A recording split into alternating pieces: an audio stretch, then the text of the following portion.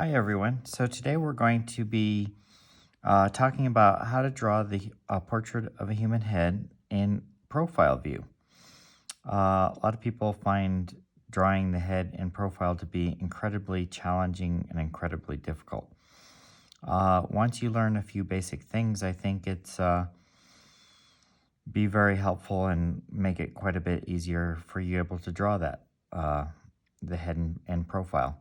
So to begin with, we'll start with just as when we're doing it front view, we're going to begin with an egg-shaped oval.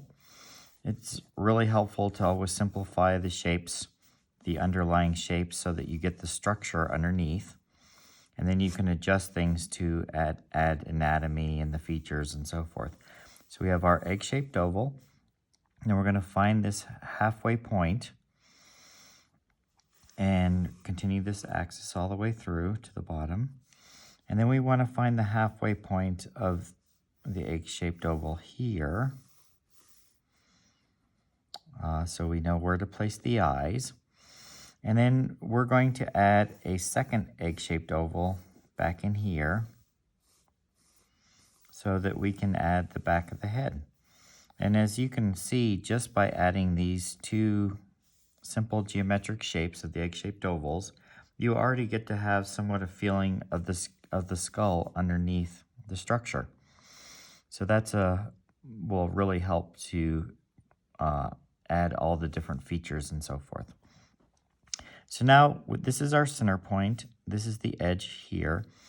And first thing we'll do is we'll figure out the placement of the eyes. So if we break this now into 3 equal parts, so 1/3, 1/3, 1/3, that's going to help place the eye. The problem that most people have is when they draw the eye, they place it all the way on the edge of the oval when you're first learning how to draw a head.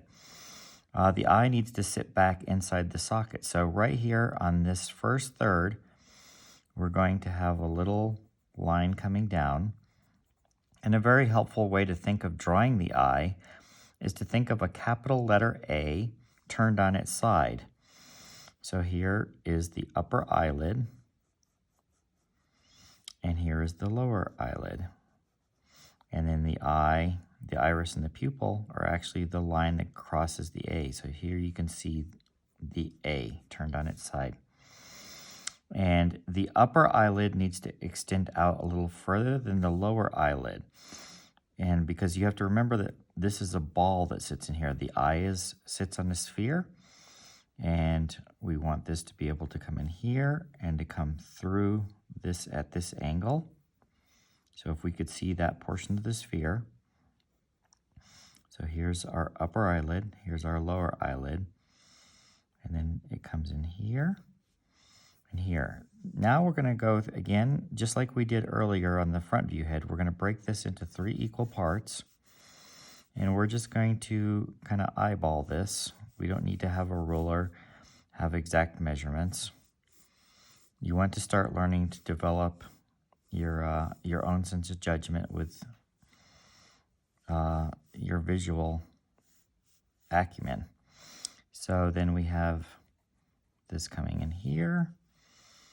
This is the top third. This will be the middle third. And right here where the chin is going to be placed is going to be the bottom third. And then we can break this bottom section into 3 equal parts. We'll do that real quick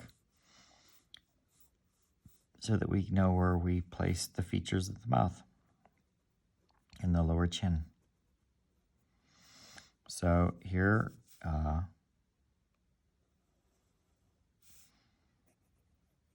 here's the 1/2 where the eyes are placed. Here is the 1/2, the center on the center line of that egg-shaped oval. Then we have 1/3, 1/3, and this big section here is 1/3. But then we break these little sections into thirds. So we have 1/3, 1/3, 1/3. Now this middle third is where the nose will be placed. And we'll make this kind of a younger person here. So we're going to have the nose curling out a little bit and coming in here. I like to think of young people, it's almost like a ski jump here. So it curls out and comes down. Then we have the nostril and the forehead comes in. And we're going to keep that angle of our egg-shaped oval so that this goes back. And then the nasal spine would be right here in the middle of the nostril, and that's where we want the mouth to begin. So it comes off the nasal spine, it goes out, just like we have this comes out. The mouth is going to come back, but then it's going to go back in, and then the one side of the wing of the bird comes down, and it ends in a corner.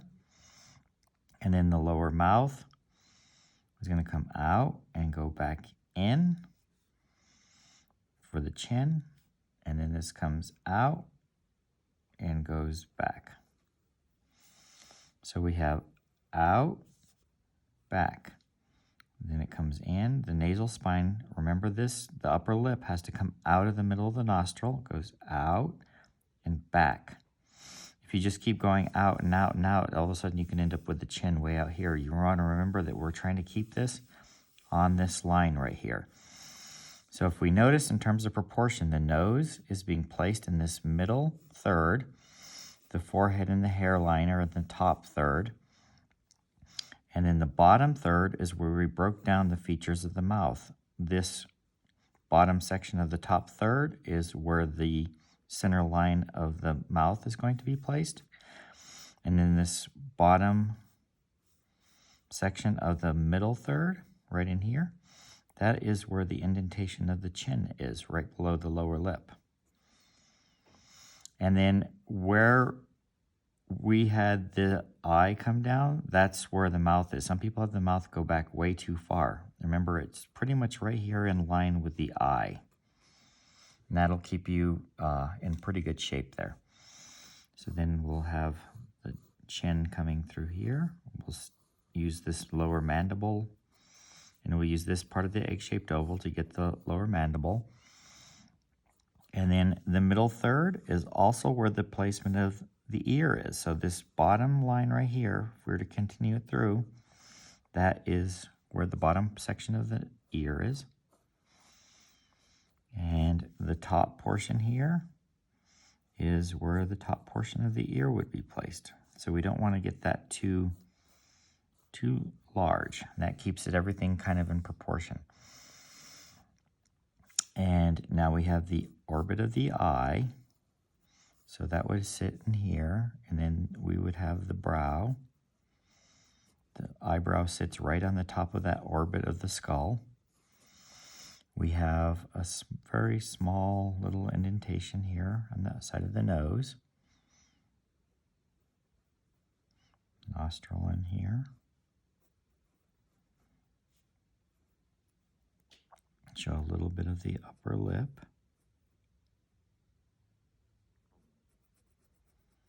Remember, the upper lip's going to fall into shadow.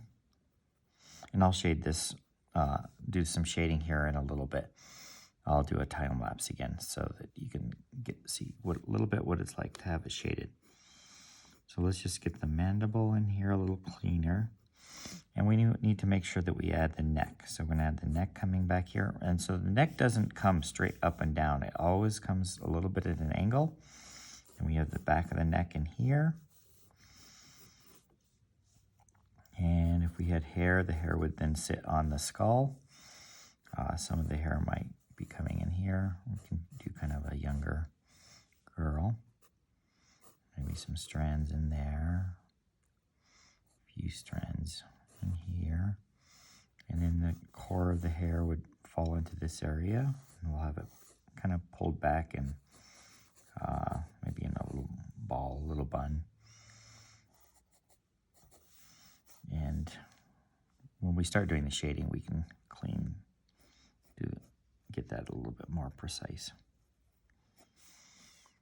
And a little hair, bit of hair in here and there.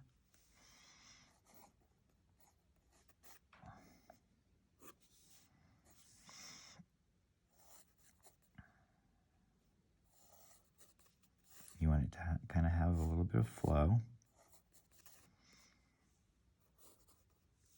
And hair would come down a little bit here on the back of the neck. And where it's wrapped up in a ball, and a few little strands of hair coming out.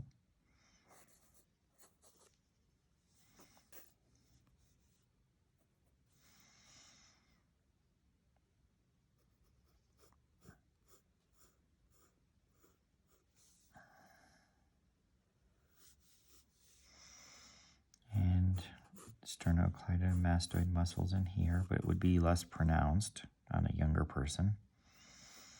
A little bit of the muscle structure in there, a little bit of the neck in here.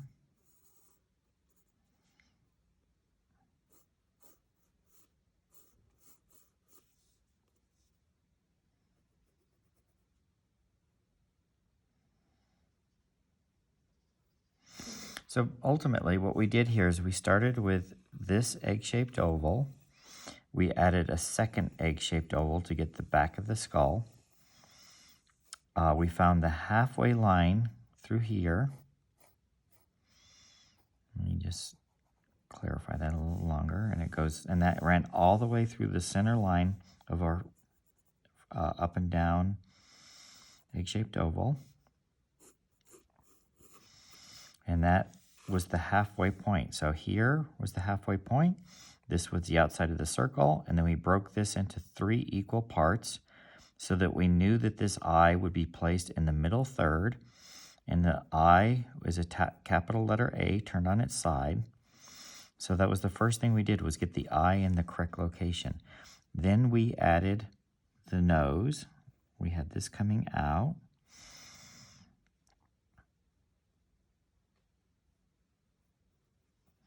And the nose was placed in the middle third. Then we broke the bottom section down into 3 equal parts so that we knew where the mouth was going to be placed. And with this came right through here. The bottom section of the middle of the top third, the bottom section of the top third was this where the center line of the mouth is placed. Then we had the lower lip. And then the indentation for the chin is at the bottom of the middle third, or the top of the bottom third, whichever one you want to think of.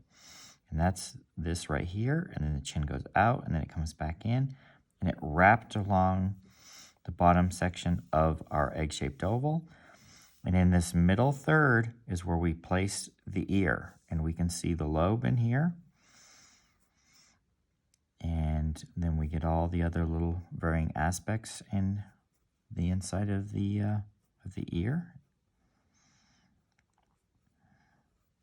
And this top portion would probably be covered a little bit by hair, so we won't need to see that.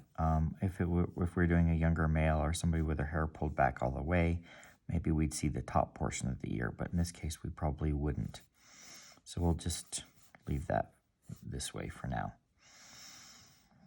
And then we have the neck, and it was important to remember that on the human, the skeleton, the neck goes slightly back and then wraps around through here in an S-curve. So the